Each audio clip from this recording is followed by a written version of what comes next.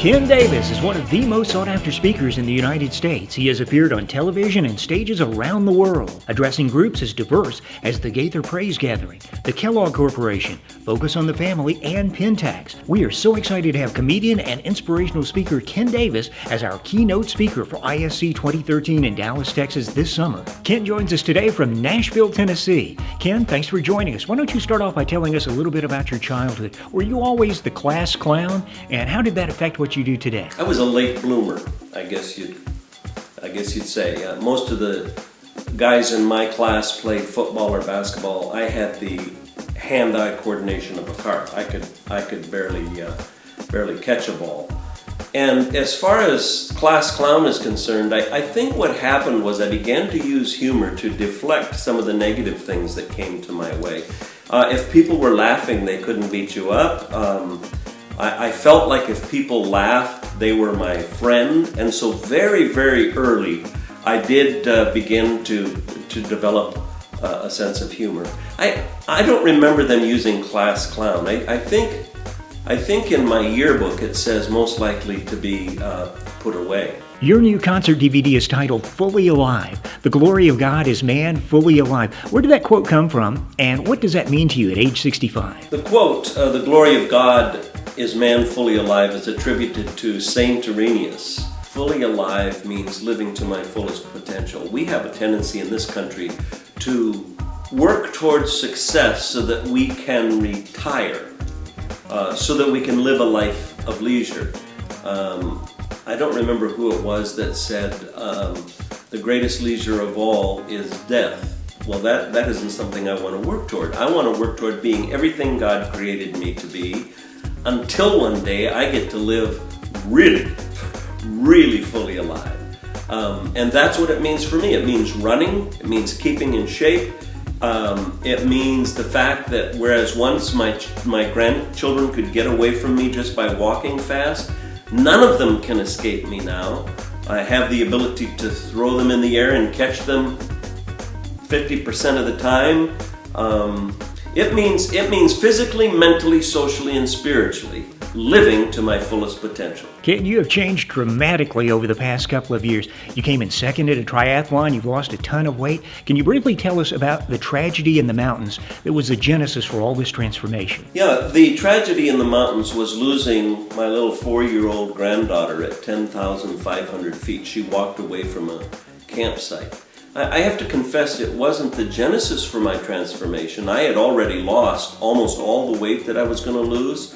I was very physically fit at the time that she got lost, but it was the final stake that God drove into the ground to help me understand what was really important. I remember kneeling in a mud puddle and giving everything to God, saying, you can have my retirement, you can have my house, my airplane, you can have my success. And then finally, unable to move because I had run for 3 hours, I said, God, you can have me, just bring this baby back. I'm convinced that at the bottom line for everything is relationships. That's what I'm going to work on for the rest of my life. The relationships we have with God, understanding that fully, and then the relationships we have with the people we love and the people who love us. I believe it was Thoreau that said most men live lives of quiet desperation and go to their grave with their songs still in them. So how does someone go from that place to living their life fully alive? They take the first step. No matter where a person finds themselves, they take the first step.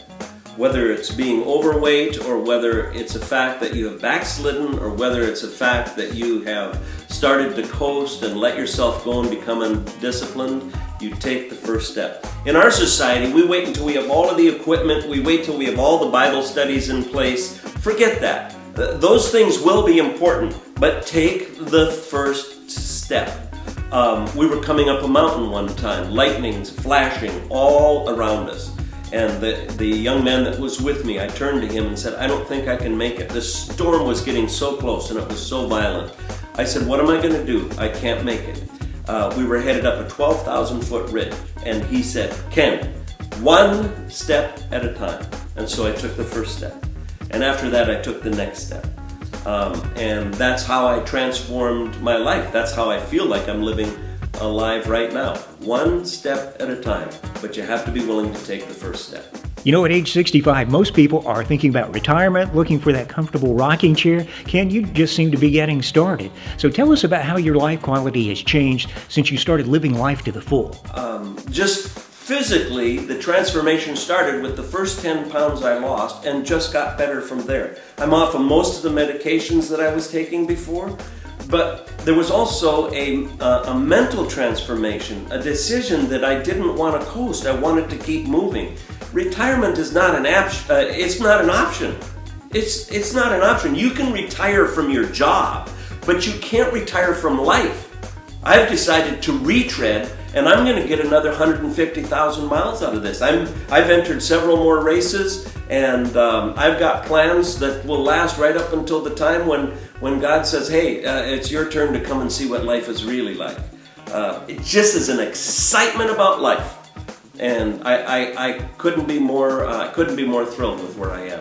Ken, I know that you speak to all kinds of audiences, so I'm dying to know, what message is it that you're going to be bringing to the hundreds of people who will be attending the International Shelby Conference this summer in Dallas, Texas? I hope some of your Shelby people have to seek chiropractic help afterwards. I hope some of them end up seeking doctor's help afterwards, because there's nothing I enjoy more than watching the endorphins in life come to people's face when they laugh. So lots of laughter and an encouragement to live fully alive.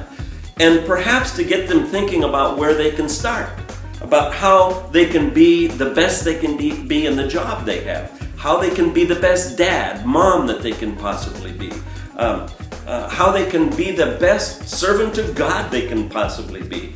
I just hope that people laugh, and when they go home, they are very, very glad that they came to this place, because we gave them some practical tools to go home and sing their song again, to sing it loudly, to sing it with gusto, and to live fully alive. There he is, your ISC 2013 keynote speaker, Ken Davis. I can promise you, you are going to get a blessing from his comedy and from his life lessons and inspiration.